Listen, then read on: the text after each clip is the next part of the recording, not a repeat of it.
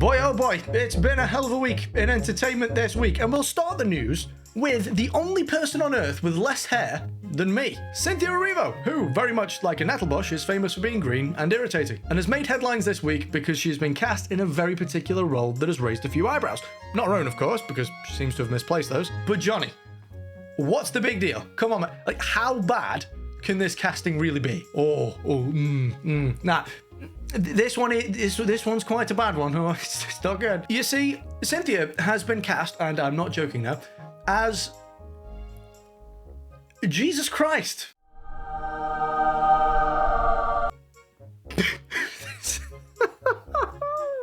That is the most Netflix thing I have ever heard in my entire life. Funnily enough, though, it wasn't actually Netflix who hired it. It was actually the Hollywood Bowl, and she will be appearing in the upcoming Jesus Christ Superstar musical as the main man himself. Now, you can only imagine my surprise when I saw that the word Hollywood and musical were involved in this predicament. After all, only Hollywood and the world of musical theatre could turn Christ, who is king, into Yas Queen. Yas Queen! Slay! Thank you, Hollywood.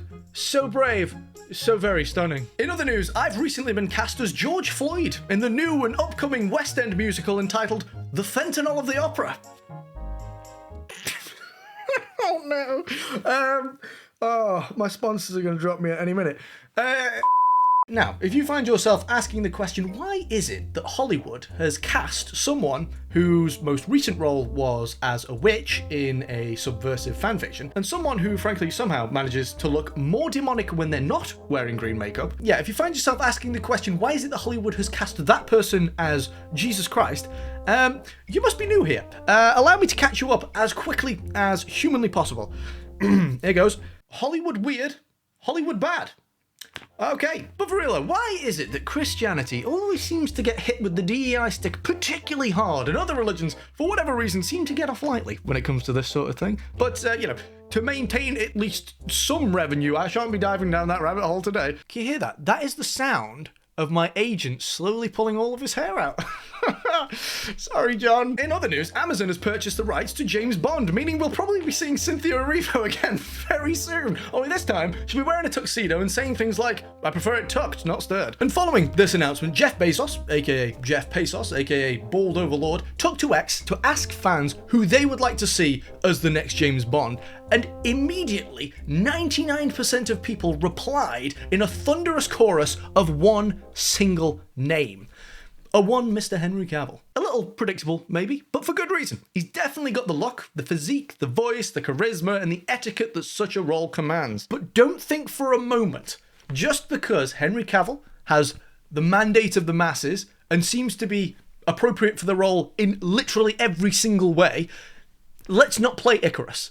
Don't think for a moment that Amazon will play ball. They didn't ask you who you wanted to see as Bond because they were genuinely curious to know and because they care deeply about your opinion. They were looking for just a handful of those replies to say someone diverse and preferably not English so they can manufacture consent to quote-unquote modernize 007. Amazon will be foaming at the mouth, itching to be the first people to say, Look at what we did! We made the first diverse Bond, and it's the best, most stunning and brave 007 yet. And then they'll turn around and say, and it's what the people wanted. You saw what Amazon did to Lord of the Rings, and if you didn't, I have a very comprehensive series covering that very subject. Nothing is sacred.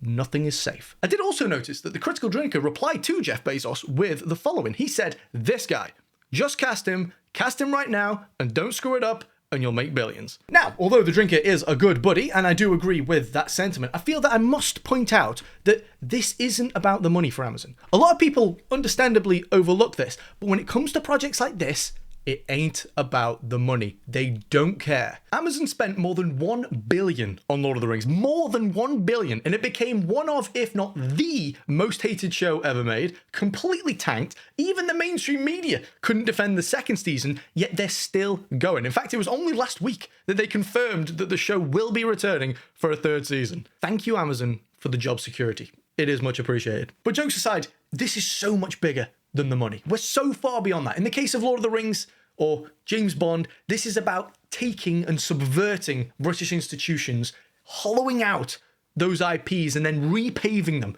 with a veneer of modernity. This is akin to a declaration of war. This is knocking down the pillars upholding the Western canon and removing people from their culture and the things that matter to them and inspire them. Because people who don't understand or have ownership of their ancestry or the things that are great and inspiring, they become lost and easy to control. Look at Amazon's demographic. It will overwhelmingly be normie, consumerist, NPCs, and that's what they want you to be, and that's what they try and turn you into with stunts like this.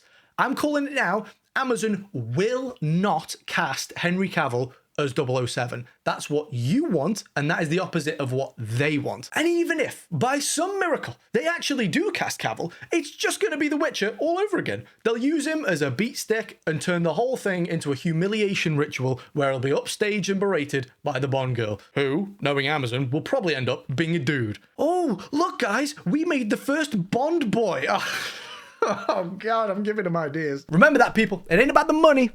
It's about the mind. And finally, talking of subverting British institutions, in news that no one saw coming, Doctor Who has been cancelled. What?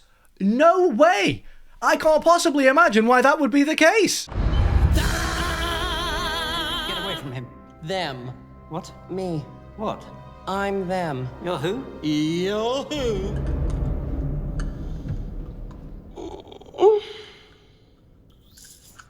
Oh, yeah, that's right. It was completely batshit insane and no one liked it. The question that perforates each and every season is usually, who is this Doctor? Hence the name Doctor Who. But the latest Disney-funded season set out to bravely answer the question, yeah, but what if we add a lot of musical numbers and a random Rwandan man? Won't people love that for its stunning bravery? No.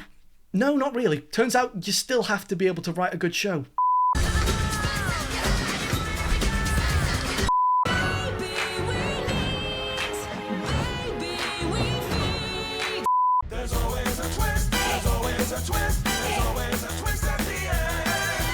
Now, a handful of self-proclaimed Whovians came to the defense of the cancellation of Doctor Who, saying, excuse me, in actuality, Doctor Who was not cancelled.